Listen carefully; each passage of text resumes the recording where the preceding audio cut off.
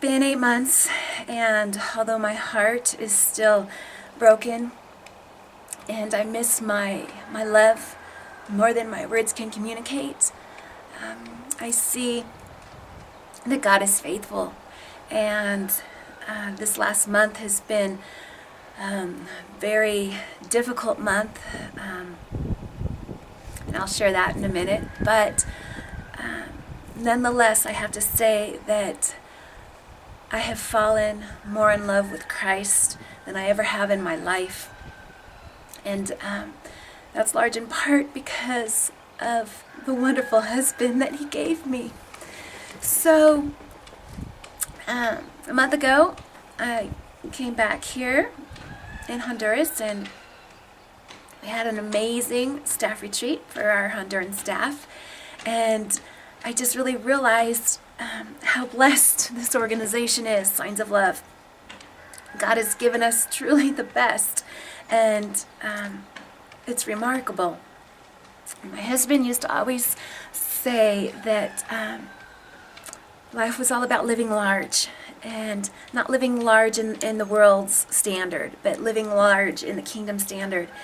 And so our staff retreat was focused on trusting God's plans for our lives so that we will be able to live in large ways.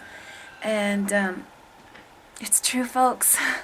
It's all about trusting Him for everything, every aspect, every minute, every thought, every plan, every dream, just trusting. And the sun's in my way right now. Okay. Now the sun's not so much in my eyes. So a couple weeks ago, we finished the Steve Holtress Memorial Project, and it was powerful. It was hard because it's so hard to accept that these men that were so faithful and touched so many lives are now gone. And you know, I know that God is a redeeming God, and God transforms, and He takes something ugly and He makes it into something beautiful, and I'm grateful for that. But I want it to be very clear, those men were robbed from us. God did not take them from us. He did not. God gives life. He blesses. He does not rob life. Did it surprise God? Of course not. Could He have intervened and did a miracle? Of course He could have. Why He didn't? That will be my struggle and my question until the day that I get to go home. But it doesn't matter. It's happened. He's faithful. And it was hard to see Debbie and two of her daughters, really three of her daughters, because I know Stacy was with us here in mind and heart. It was hard to see them doing what their father and doing what Debbie's husband would have been doing. And it was not beautiful, but for the lack of a better word, beautiful to see that life does go on. And what great people start is not over just because they go home. And that's an encouraging thing. You know, I did not think that many people would come on this trip just because of the nature of what happened to my husband and to Steve. And I was surprised when 14 people from North Hills Community Church showed up here. Actually, I was shocked. And, you know, it's just really made me think and ponder. And I've heard it said more than a dozen times that people are foolish, that I'm foolish to come back here and to be here. You know, that may be true. But if that's the case, then the Bible is filled with foolish people. The Bible is filled with stupid people. Now, do I believe that statement? No. But I know that there's many people out there and maybe some of you who are watching this who believe that to be true. Why does it say so many times in Scripture, do not be afraid, do not fear? One thing that I am learning now more than ever is that I will walk a fearless life because, listen, it's not until we walk in the fearful places that He can do His majestic work, that He can do His miraculous work, that He can do His mighty, life-changing, life-saving work. Is there risk involved? Yes. I lost the love of my life because of that risk. I lost my dear friend Steve Holtrist because of that risk.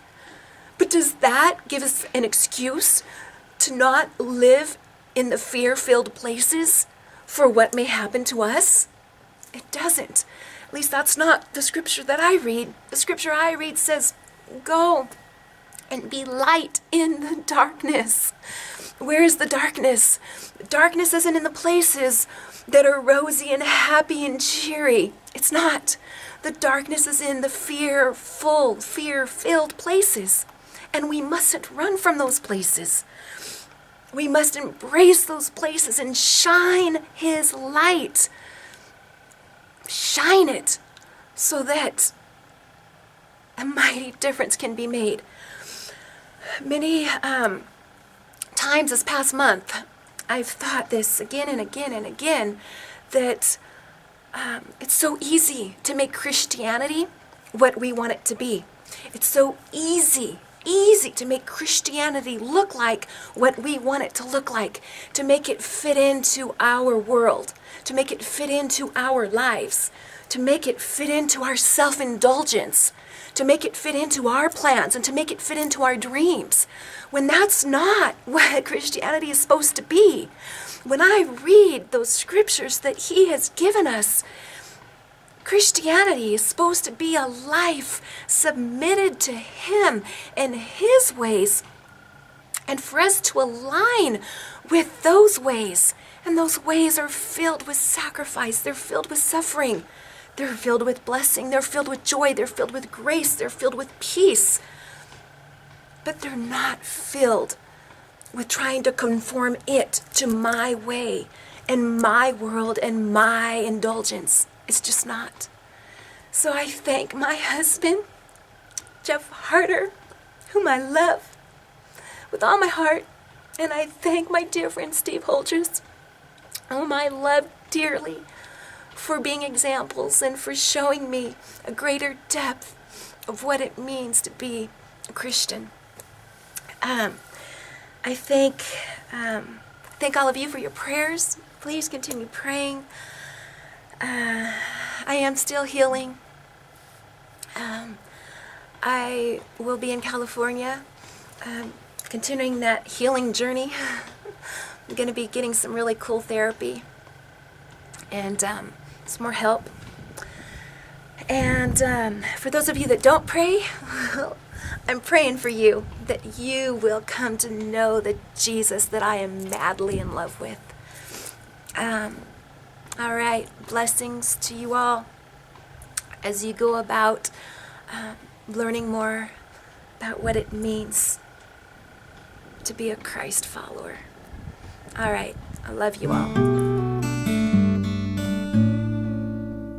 In you I find my home, completely known, completely loved and wanted. You're utterly in love with me, my closest friend.